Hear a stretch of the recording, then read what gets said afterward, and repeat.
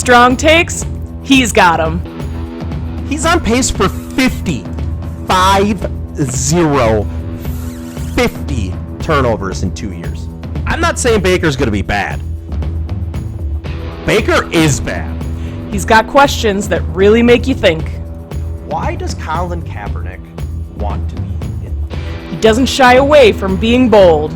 Both the San Francisco 49ers and the New England Patriots will lose a minimum of 3 games. He's not afraid to speak the truth. Aaron Rodgers is an MVP. What the hell is the national media losing their mind? Now over to Seamun's 11 for NFL Monday. One of the craziest things I think I've ever seen on a football field. I mean, there's been some pretty crazy stuff. We'll get into something pretty crazy later with the Los Angeles, formerly San Diego Chargers. But we're going to start with college football and Elijah Moore from Ole Miss. If you're into college football, you've probably seen this by now, right? If you're not into college football, what I'm about to show you is real. This actually happened. Let's take a look at the video. So you can see Elijah Moore right here. He's coming for a catch. Touchdown. All right. We're about to tie the game, right? We're literally about to tie a game. Oh, and then Elijah Moore pretends to be a dog and pees on Mississippi State's field. And you're thinking, what's so wrong with that? He's just celebrating, right?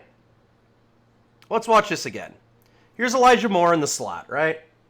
He's going to run a quick in, back out, easy peasy touchdown.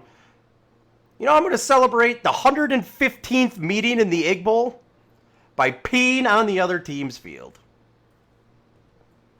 And you're sitting there thinking, well, what's the big deal with that? Well, the big deal with that is that cost his team 15 yards. That cost his team 15 yards on the extra point, of which the kicker promptly misses the extra point, and Ole Miss loses the 115th meeting of the Egg Bowl. I get it. Mississippi and Mississippi State, they aren't very relevant. That's the 115th meeting between two rivals.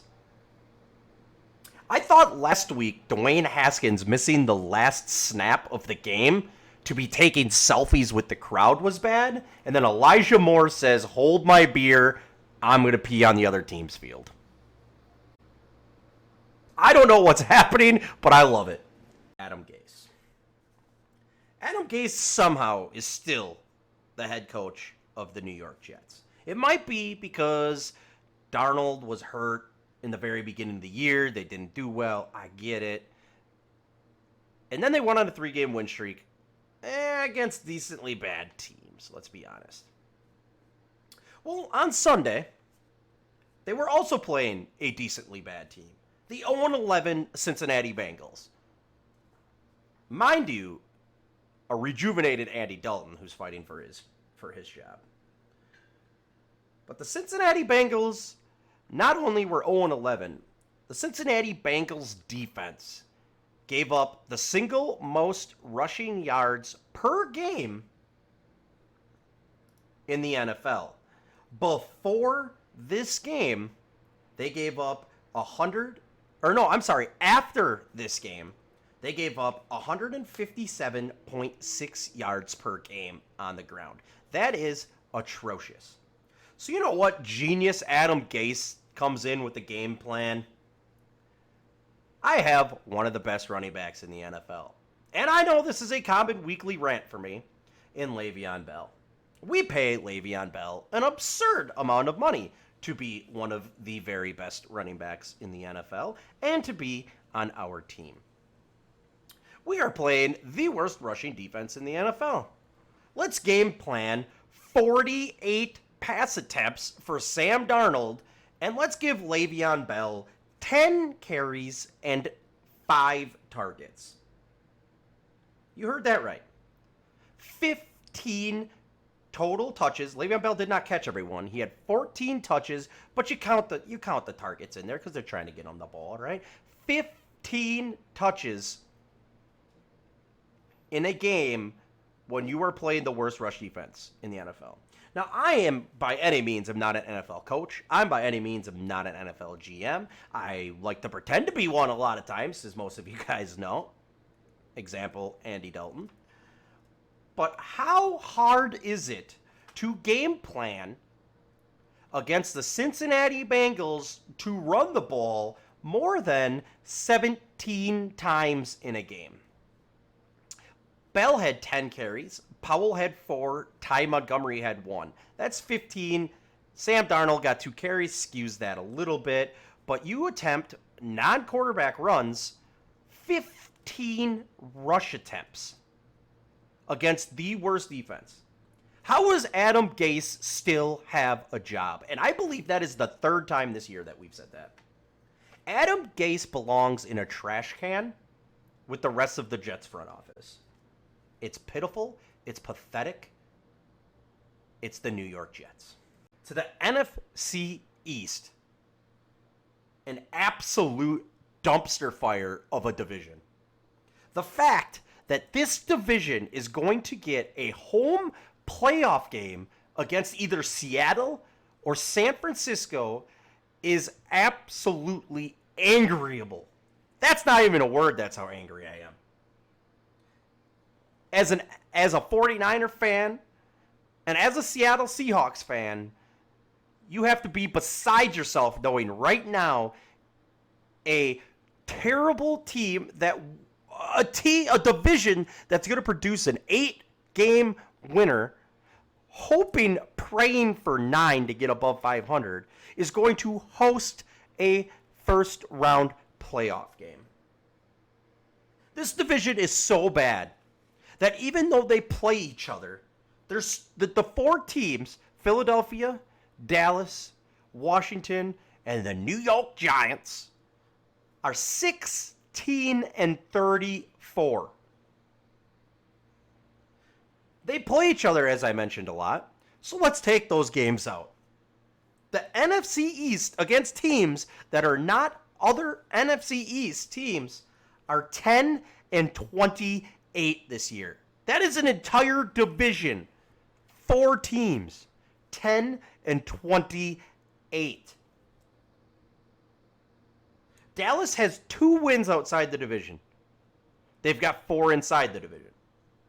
Philadelphia has 4 outside the division and 1 inside the division. Again, they still have the Redskins, the Giants twice, and the Cowboys. They've only played 2 divisional games.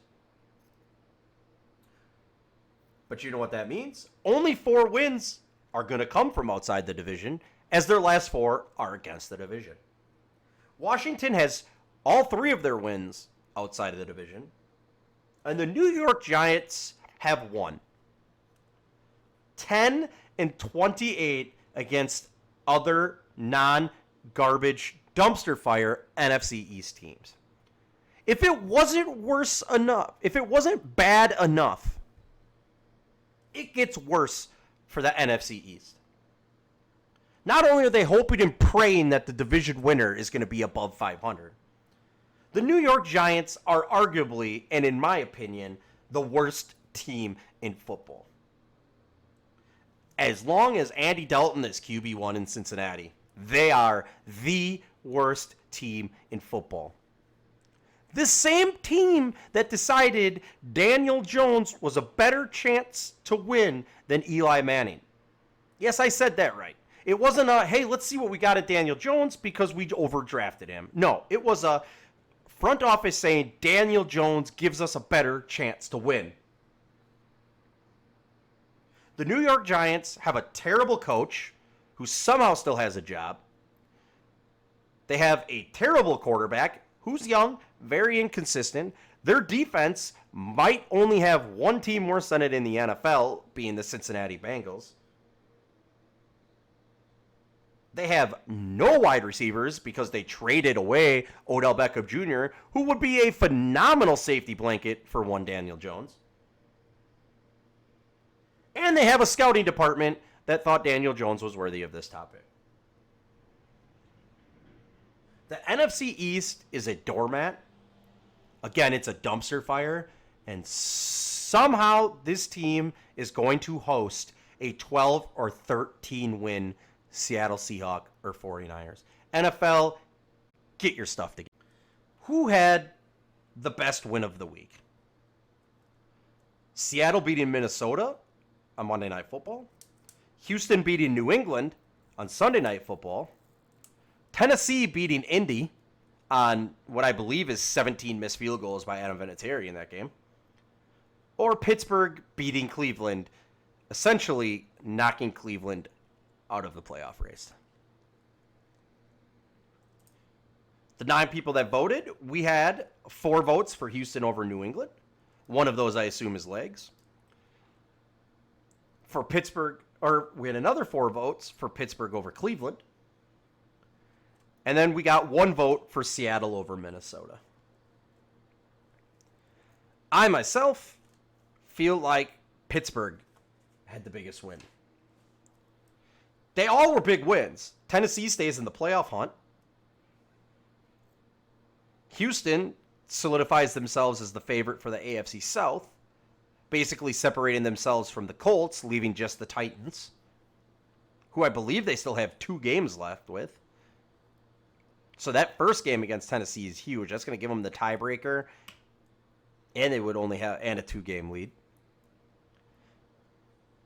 And that Seattle-Minnesota game was big.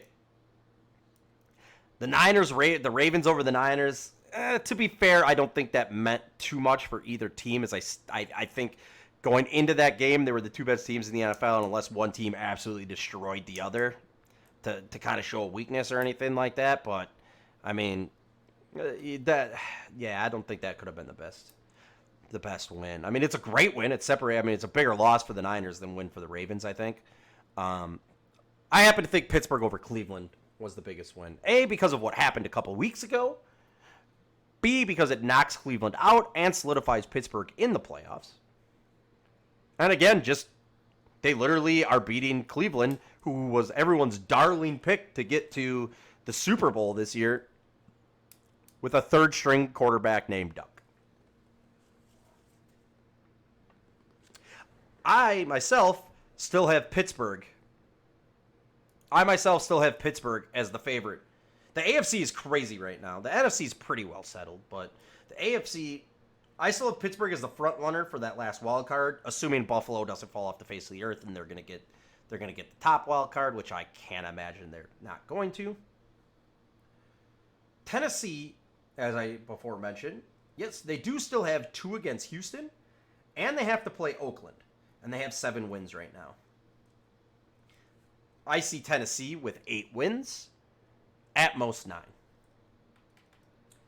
I see Pittsburgh with 10 wins this year, winning 3 of their final 4, and getting to 10.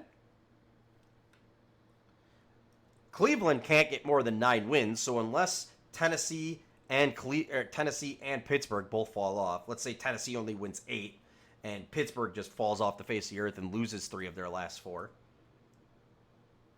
Cleveland would then have to win out, including a win against Baltimore, to make it in there. Oakland by far has the easiest schedule, but they're a game behind, and I see them hitting 8 wins. Indy, who is still technically in the race, they're only a game behind, still has at the Bucks, at the Saints, home Panthers, and at Jags. I see 7 or 8 wins with Indianapolis. So I still think it's going to be Pittsburgh.